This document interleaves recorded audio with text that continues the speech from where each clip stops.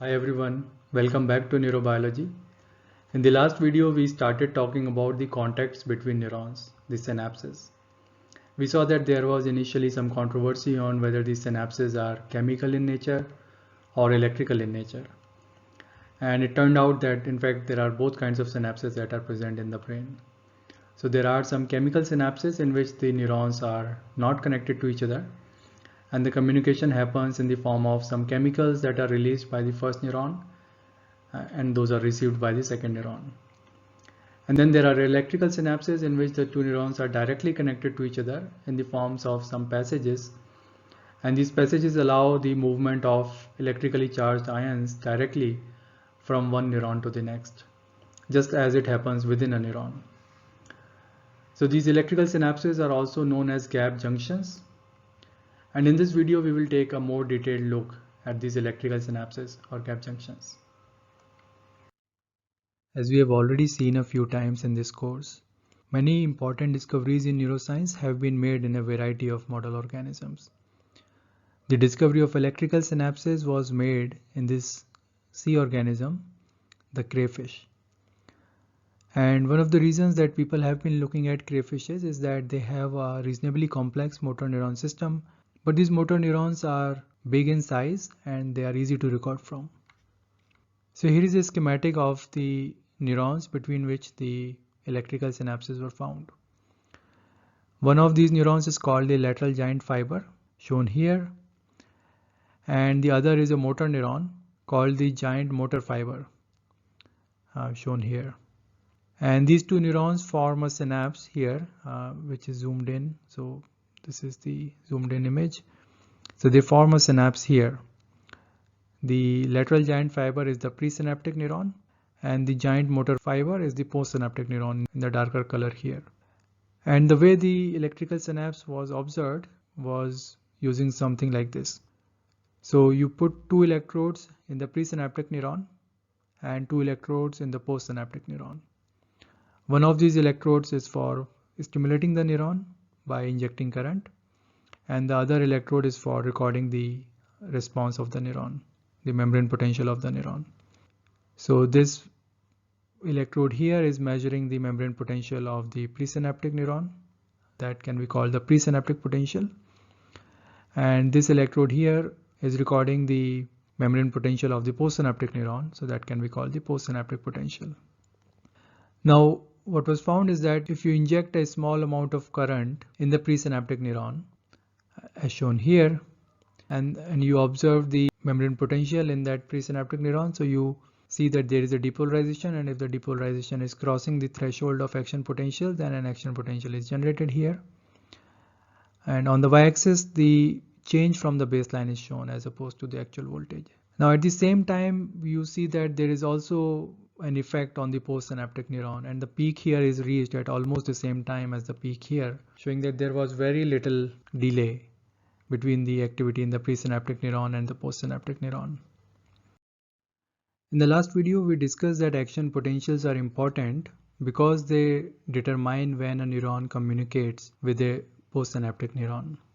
But that applies only to chemical synapses, because action potentials control the release of the neurotransmitter.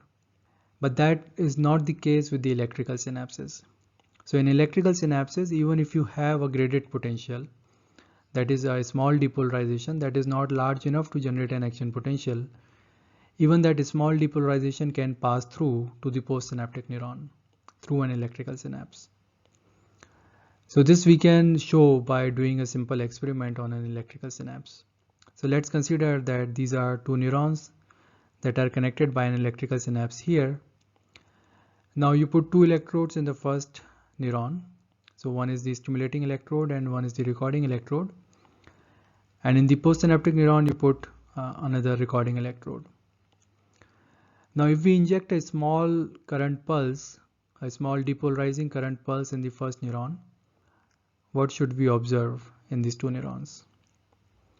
Well, of course, the first neuron, we will see that there is a change in the membrane potential. It should show depolarization.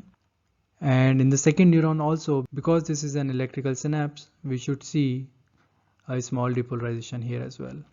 So this is what the actual traces would look like a depolarization in the first neuron and a somewhat smaller depolarization in the second neuron. The size is smaller here because, of course, this neuron is farther away from the site of stimulation compared to this neuron, and because this is passive conduction, so the amplitude would decay as you go farther away from the site of stimulation.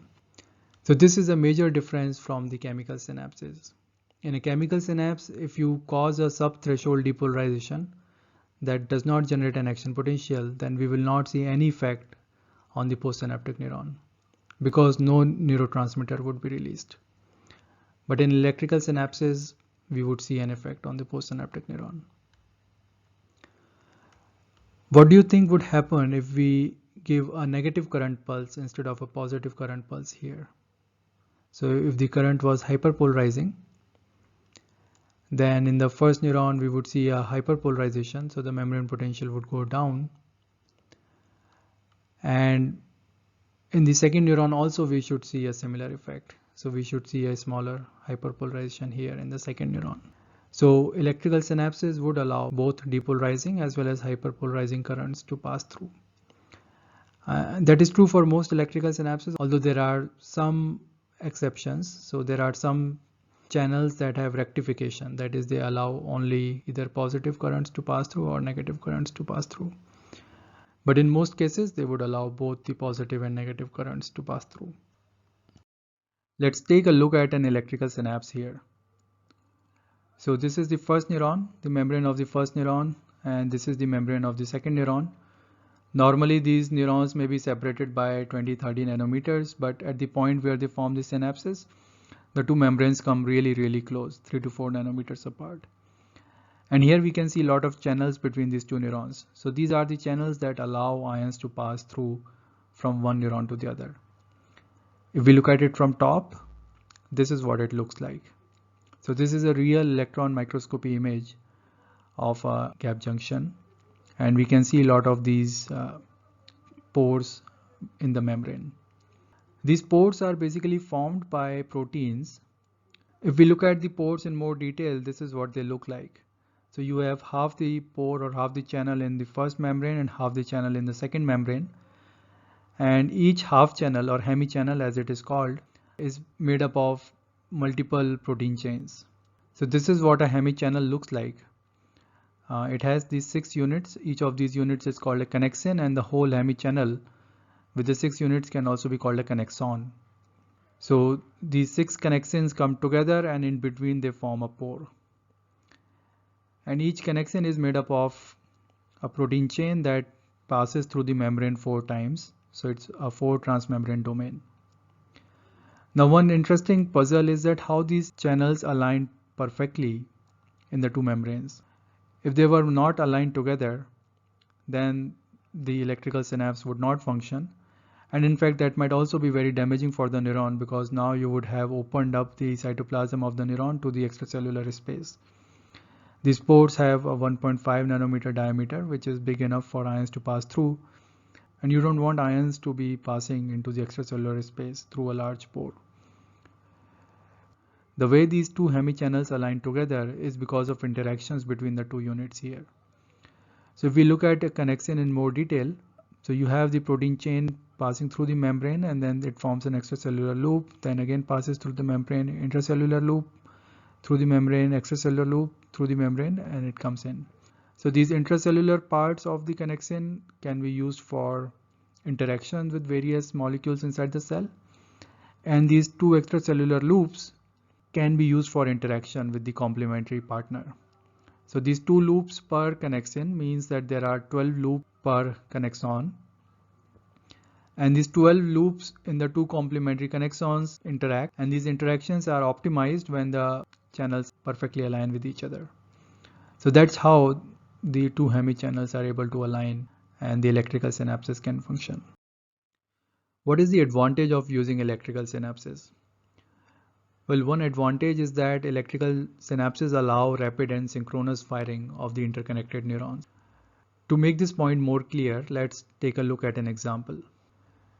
This is a model organism, Aplysia. It's also a sea organism. This is what it looks like. This organism has a very simple nervous system and it has a very interesting defense mechanism. So if some predator comes towards it and tries to hold it, then it suddenly releases a big burst of ink in the water. And this big cloud of ink confuses the predator and gives Aplysia a chance to escape. This ink is released by various ink glands that are present on its skin, and these ink glands are controlled by motor neurons. Now for this defense to be effective, all this ink should be released in one go. So all the glands should be activated at the same time, which means that all the motor neurons should be activated at the same time. If the motor neurons were activated one after the other, then the ink would be released slowly, and that might give time for the predator to catch it. So how does Aplysia ensure that all these motor neurons are activated together? It does it by using electrical synapses. So here is the circuit underlying this phenomenon. It's a very simple circuit like reflex circuits in our brains. You have a sensory neuron that is connected to the tail. So if there is any stimulus that comes at the tail, then this sensory neuron is activated, and this sensory neuron is directly connected to these motor neurons that control the ink gland. And these motor neurons are connected to each other by electrical synapses. So if any of the motor neuron gets activated, that activity would also be passed on to the other connected neurons, and all three neurons will be activated at the same time. We can verify this phenomenon by doing a simple experiment. So if we artificially stimulate the tail and we make recordings from these three neurons at the same time. Now this kind of experiment is possible in Aplysia because its neurons are accessible and relatively large. But in vertebrates, such an experiment making recordings from three targeted neurons at the same time would be very difficult.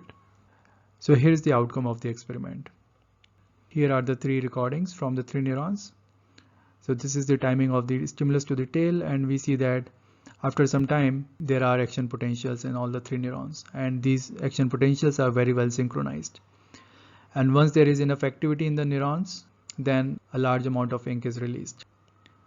So this simultaneous activity of motor neurons helps in releasing a lot of ink together, and this synchronization is ensured by the presence of the electrical synapses.